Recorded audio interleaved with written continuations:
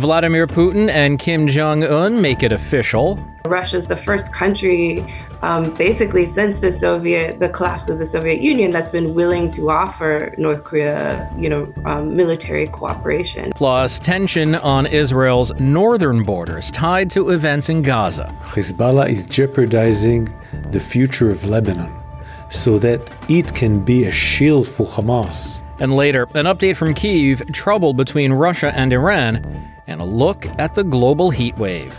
Today is Wednesday, June 19th, and this is VOA's Flashpoint Global Crises.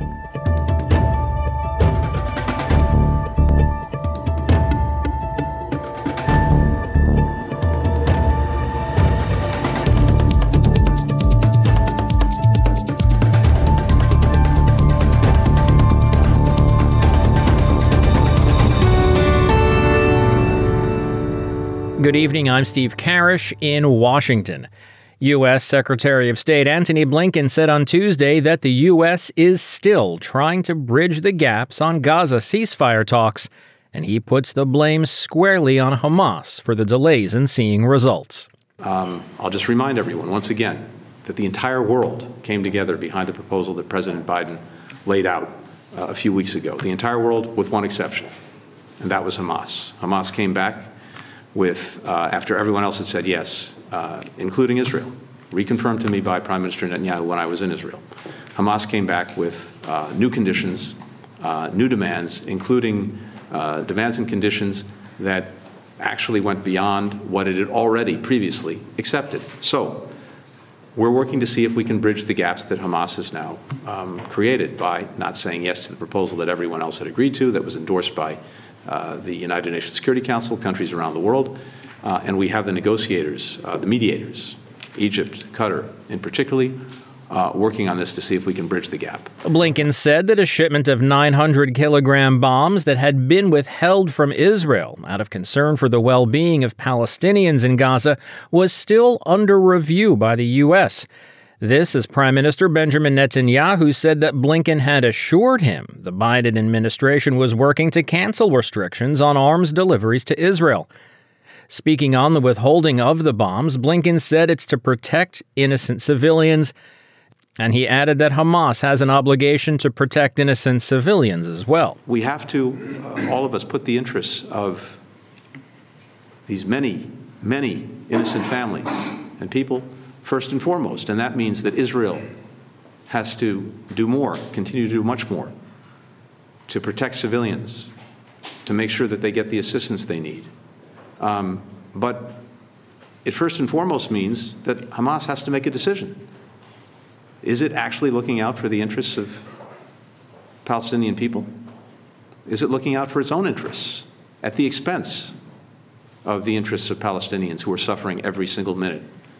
And as tensions between Israel and Hamas are showing no signs of easing, tensions between Israel and Hezbollah to the north are on the rise as well.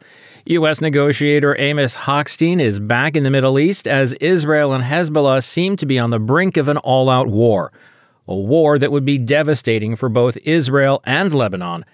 But ceasefire seems to be tied to the fighting in Gaza. Linda Gradstein reports from Jerusalem.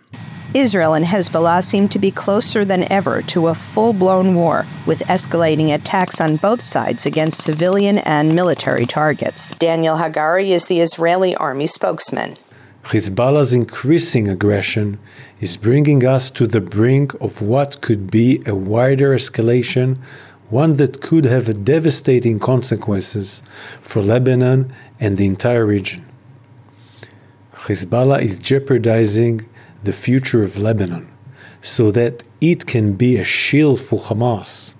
Some Israeli analysts say the two sides are already at war. Avraham Levine is from the Alma Center, an Israeli think tank specializing in Lebanon. What kind of war are we going to see in the future? But currently, we're in a full-scale war, only in the artillery aspect and not a ground maneuver yet. Tens of thousands of Israelis and Lebanese have been forced to leave their homes near the border. Israeli analysts say a full-scale war with Hezbollah would take a larger toll than the 8 months of fighting Hamas in Gaza. Eli Carmon is a senior researcher at the International Institute for Counterterrorism. From the point of view of Hezbollah, this means a huge missile war by firing the 150,000 missiles they have, including precision missiles that can hit every objective in Israel, military, civilian, strategic, but also practically every urban area in Israel, and therefore producing a huge damage, material and victims. Israel has warned the Lebanese government that the whole country, not just Hezbollah in the south, would suffer heavy damage in an Israeli bombardment. Hezbollah leader Hassan Nasrallah says any deal to end the fighting with Israel is tied to a ceasefire between Israel and Hamas in Gaza. He says he hopes the war will stop, but that if Netanyahu insists on war, he will cause a disaster for what Nasrallah called the Zionist entity. More than 8 months since the war between Israel and Hamas began in Gaza, the chances of the war expanding to a second front seem to be growing. Linda Gradstein, VOA News, Jerusalem.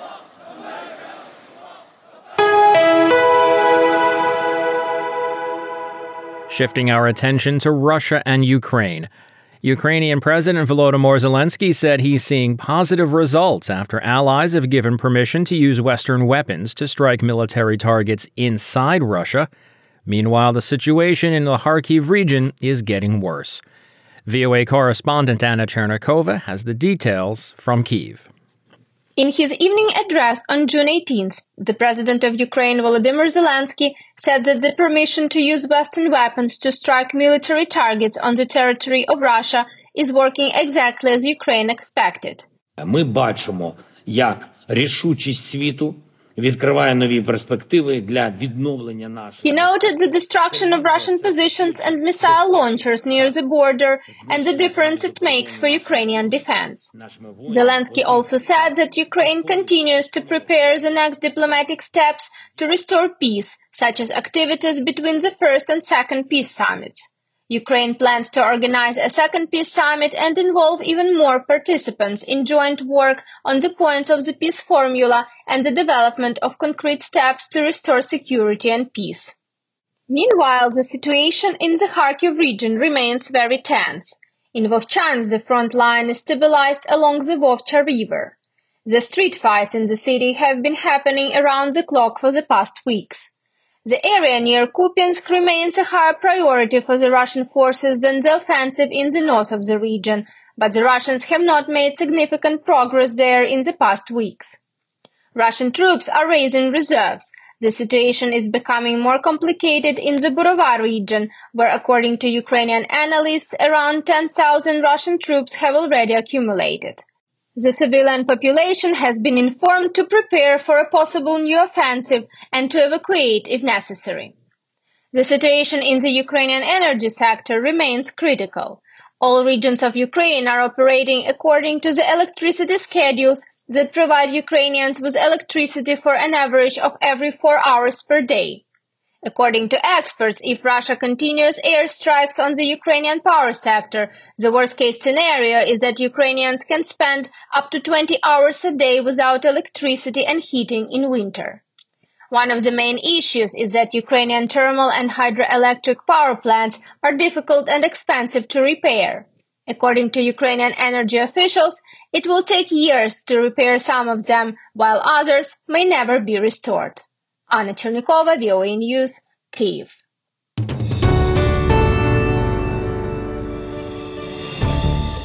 You're listening to Flashpoint Global Crises from the Voice of America. I'm Steve Karish in Washington. It's hot. Are recent heat waves a quirk of the weather or an indication of more severe climate change? We'll find out in a moment. First, though, Russian President Vladimir Putin's visit to North Korea represents an upgrade in the relationship between the two countries, an analyst told Reuters on Tuesday, and could offer Pyongyang significant economic and military benefits. Ryan Chang of Reuters has more. Russian President Vladimir Putin touched down in North Korea late Tuesday and was warmly embraced by leader Kim Jong on the tarmac. Putin's welcome didn't end there. State media footage showed his portraits and Russian flags across Pyongyang, with buildings lit with messages welcoming him to the North Korean capital, where he last visited 24 years ago. The Russian president's trip looks set to reshape decades of Russia-North Korea relations. It comes when both countries face international isolation, and analyst Jenny Town, senior fellow at Washington, D.C.'s Stimson Center, says it should raise alarms about how much Moscow's willing to help the reclusive nuclear-armed state. They have a common problem, and that is sanctions. And Putin has really been leading what he considers and what he deems the war on the West, and trying to create a multipolar system and sort of upend or create an alternative to a U.S.-led world order. North Korea stands to gain a lot from this relationship. In the short term, more trade with Russia could cement agricultural cooperation or Russia's willingness to receive North Korean workers again, says Town. But militarily as well, it's a boon for Pyongyang. Russia is the first country, basically since the collapse of the Soviet Union, that's been willing to offer North Korea, military cooperation. And so this does give North Korea opportunities to upgrade their hardware in their conventional side, as well as their military reconnaissance satellites and their space programs, which Russia has said openly that they'd be willing to do. And Washington is watching. Pentagon spokesperson Major General Pat Ryder on Tuesday voiced U.S. worries over Moscow's overtures to Pyongyang. The deepening cooperation between Russia and the DPRK is something that should be of concern, especially to anyone that's interested in maintaining peace and stability on the Korean peninsula. Ryder also noted that North Korea has been selling arms to Russia. The North's missile and nuclear programs are banned by UN Security Council resolutions. Putin praised North Korea ahead of his arrival for resisting what he said was U.S. economic pressure, blackmail, and threats. That's Ryan Chang of Reuters reporting for us. And also on Wednesday, Putin and Kim gave joint statements in Pyongyang announcing the signing of a strategic partnership pact that includes a mutual defense clause. Putin said that under the clause, each country has agreed to help the other repel what he called external aggression. He also called attention to statements made by the U.S. and other NATO countries, which agreed to let Ukraine strike targets inside Russia with Western-supplied weapons. Also at the conference, Kim said the two countries' relations have been elevated to a new, high level of alliance. Kim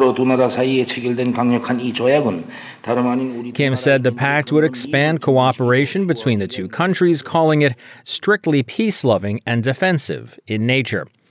Also, Putin gifted Kim with a Russian-made limousine, which they took for a drive together.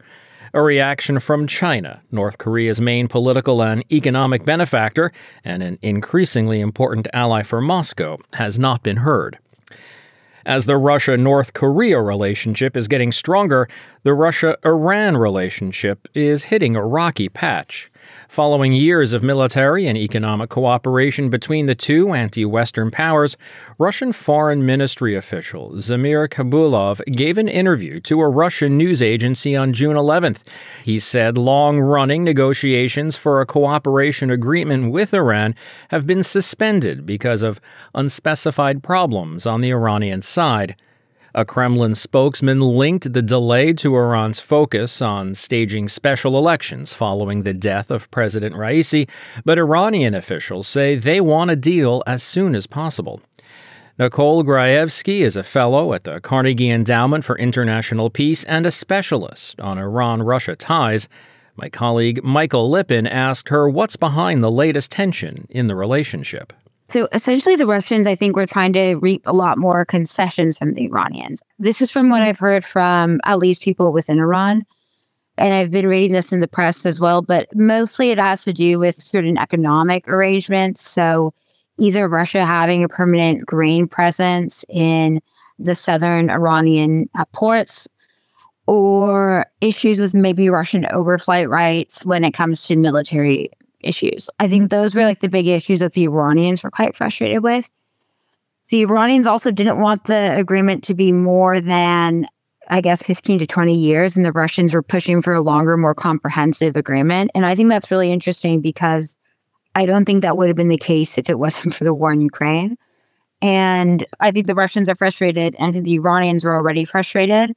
But I think the statement that came from Hezbollah, what might be perceived as Russian frustration, might have derived from the Iranian position, which came from the upcoming presidential elections.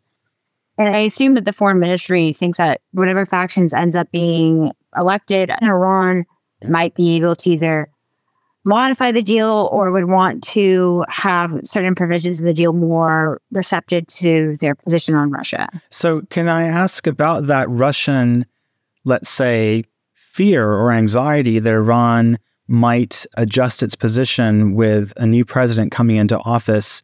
Where was the last president who died in the helicopter crash, Raisi? Where was he on this deal? And how much different could Iran's position get with a new president? So Raisi really tied his legitimacy to the Russians. I think Raisi's first real foreign policy victory was Iran's accession to the Shanghai Cooperation Organization. But throughout his presidency, he's used the Russians as kind of a token of legitimacy to the population, even though there's a lot of societal discontent. I think you could see a change in this. And I think it's really interesting, actually, brought this up about the next coming administration. On one hand, you could see hardliners seizing power like Jalili, who might be more inclined to be conciliatory towards the Russians. You're talking about Saeed Jalili. Yes. And then there's also the reformists. And, the reformists have historically been a lot more reticent towards cooperation with Russia. And if they do manage to win in this election, however unlikely that may be, there might be a recalibration. So that's what you're saying Russia might be concerned about, that a new Iranian administration might want to move a bit more toward the West. Yeah, move toward the West, or even, some kind of form of the JCPOA, some kind of new nuclear agreement perhaps is on the table with a new reformist presidency. And I think that is also a concern for the Russians, partly because I think within Russia, the view is that an Iran that is less encumbered by sanctions, an Iran that is less isolated, is less inclined to provide drones to Russia, to this kind of unequivocal support to the Russian war effort in Ukraine.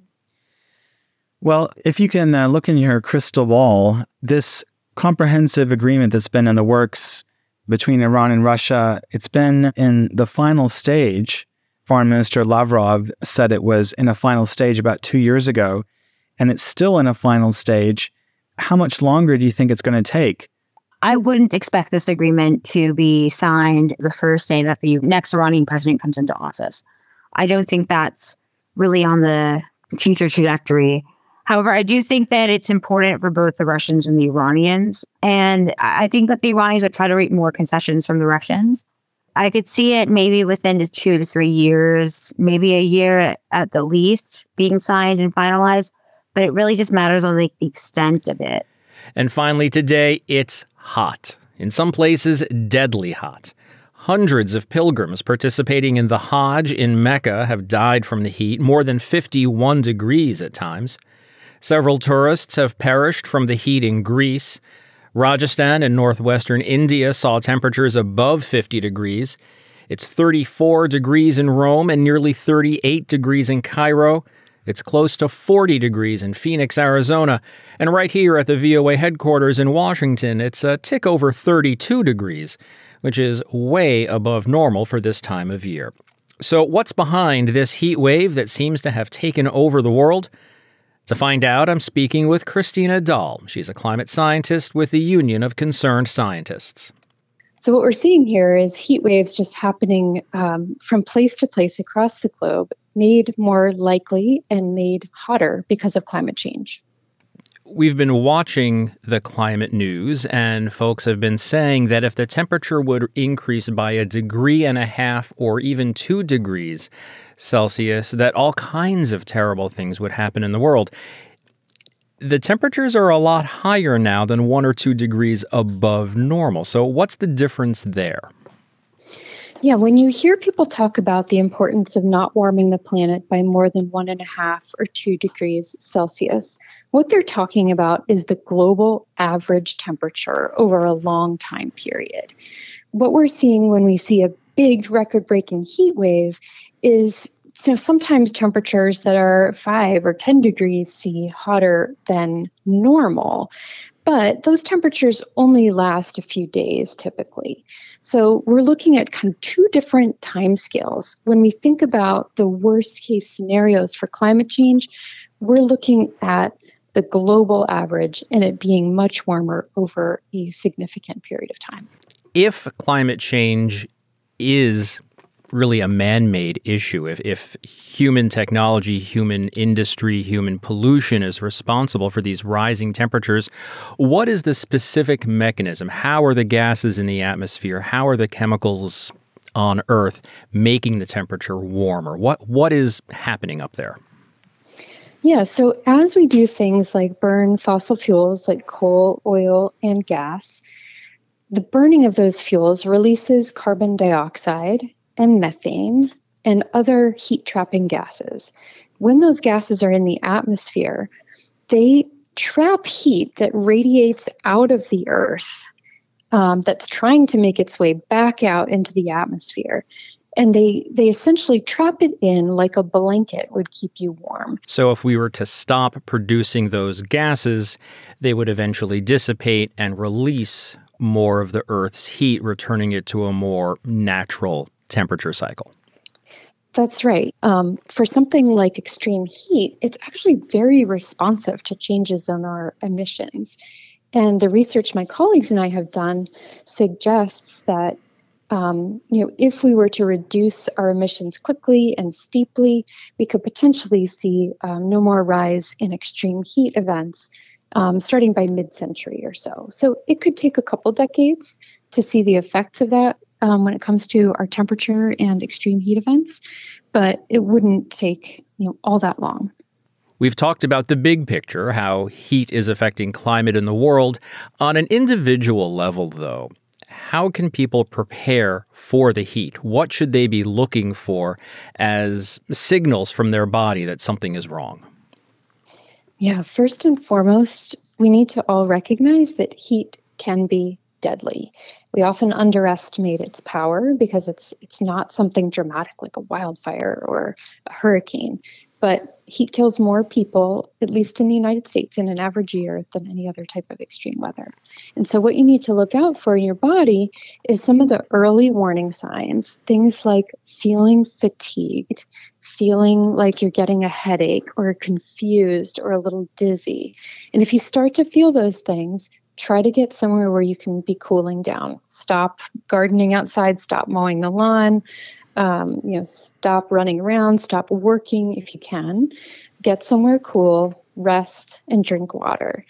If those symptoms start to worsen, things like falling down or fainting, definitely start to seek medical attention. Christina Dahl is the principal climate scientist with the Union of Concerned Scientists. Dr. Dahl, thank you for your time today. Thanks for having me.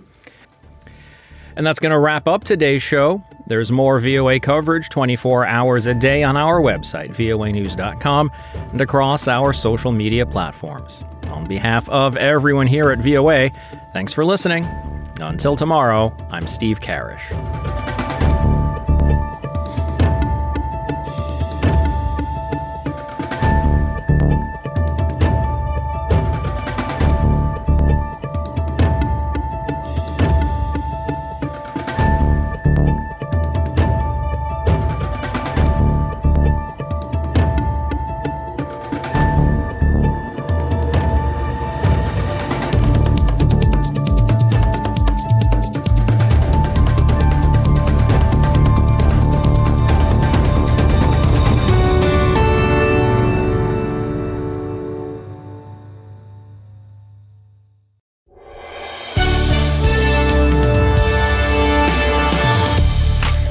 Stay up to date with VOA podcasts.